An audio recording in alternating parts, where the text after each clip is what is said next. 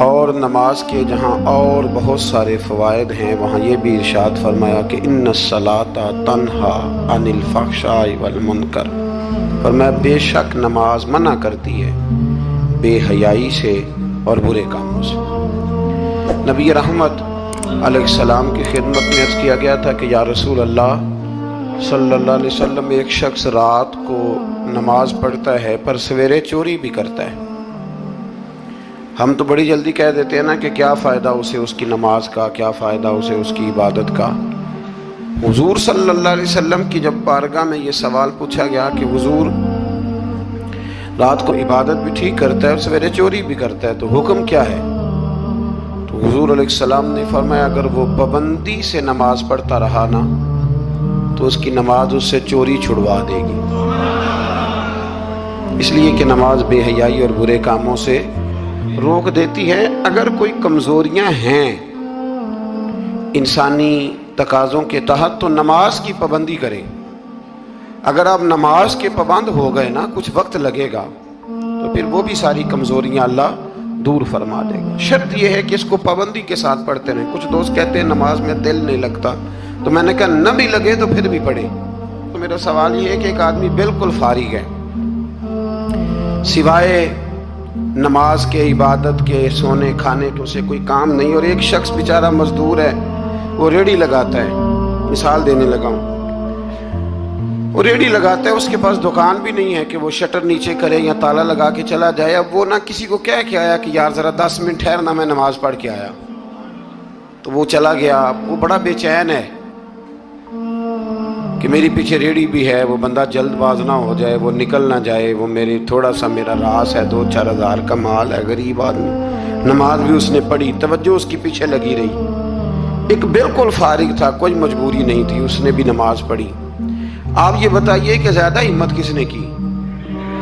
اس کا تو دل ہی نہیں لگا نماز میں، ریڑھی کی فکر تھی، لیکن ہمت زیادہ اس نے کی، اس لیے کہ اس کی مجبوری ہے، اس کے لیے آزمائش پیچھے کھڑی ہے، تیار ہے۔ دوائی کھانے میں دل لگتا ہے؟ کیوں کھاتے ہو؟ میں دل ہی نہیں لگ رہا آپ کا۔ خدا نہ خواستہ خاکم بدن، اللہ ہم سب کو معاف فرمائے، اگر بچے کو آپریشن کرانا پڑ جائے تو دل کرتا ہے؟ کیوں کراتے ہو؟ اس کے لیے ضروری ہے۔ تو بھائی یہ فلسفہ ہی غلط ہے کہ میرا دل نہیں لگتا تھا تو میں نے چھوڑ دی۔ دل تو کئی دفعہ انسان کا دکان پہ بھی نہیں لگتا، بیچ دو گے؟ نہیں دل کرتا کام پہ جانے کو تو ریزائن کر دو گے؟ تو یہ تو بالکل سرے سے بات ہی بڑی عجیب ہے۔ ہاں دل لگنا چاہیے، نماز سے دلچسپی ہونی، لیکن نہ بھی لگے تو ہم کو دل کے لیے نماز نہیں پڑھ رہے، رب کے لیے نماز پڑھ رہے ہیں۔ ہاں یہ بات سمجھ لیں، نماز دل کے لیے نہیں، نماز وہ دیکھیں نا، ایک صاحب کہتے ہیں جی میں 5 نمازیں پڑھتا ہوں تو روزی میں برکت پھر نہیں ہوتی، تو میں کہتا ہوں وہ عبادت کرتے ہو کہ تجارت کرتے ہو؟ پیسے کمانے گئے تھے؟ پیسے کمانے گئے تھے کہ نماز پڑھنے گئے تھے؟ تو نماز آپ کو بے حیائی اور برے کام سے روک دے گی، پر شرط یہ ہے کہ نماز کی پابندی کریں اور بر وقت پڑھیں اور تھوڑی صحیح کر کے پڑھیں۔ مطلب نماز پڑھی جاتی ہے، اہتمام نہیں ہوتا، یعنی لوگ بھاگ کے وضو کرتے ہیں، فٹافٹ آتے ہیں، بھئی آج ہو گیا ہے۔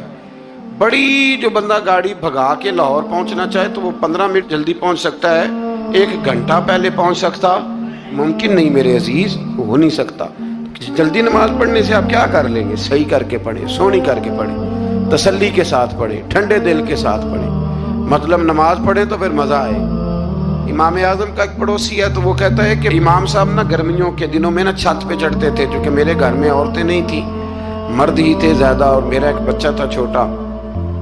کہتے ہیں کہ وہ چھت پہ نماز پڑھا کرتے تھے تو اتنی دیر تک کھڑے رہتے کہ لگتا کوئی ستون کھڑا ہے، رات کو ستون محسوس ہوتا، اتنی دیر تک وہ تلاوت کرتے، اللہ کی بارگاہ میں کھڑے رہتے۔ تو فرماتے ہیں جب ان کا انتقال ہوا تو میرا بیٹا کہنے لگا کہ ابا جی پڑوسیوں کی چھت پہ جو کھمبا تھا، جو ستون تھا، وہ کہاں گیا؟ تو کہتا میں رو پڑا۔ میں نے کہا بیٹا وہ ستون اور کھمبا نہیں تھا، وہ تو ابو حنیفہ تھا جو اپنے رب کے حضور کھڑا رہا کرتا تھا۔ تو دلچسپی پیدا کریں۔ اللہ تعالیٰ ہمیں رمضان کے بعد بھی پابندی صلاۃ کی توفیق عطا فرمائے۔ آیت نمبر 46 میں اہل کتاب سے بحث اور مباحثہ اور مجادلہ کے آداب اور اسلوب تبلیغ کے شائستہ اور پسندیدہ ہونے کا بیان کیا گیا۔ جب آپ تبلیغ کریں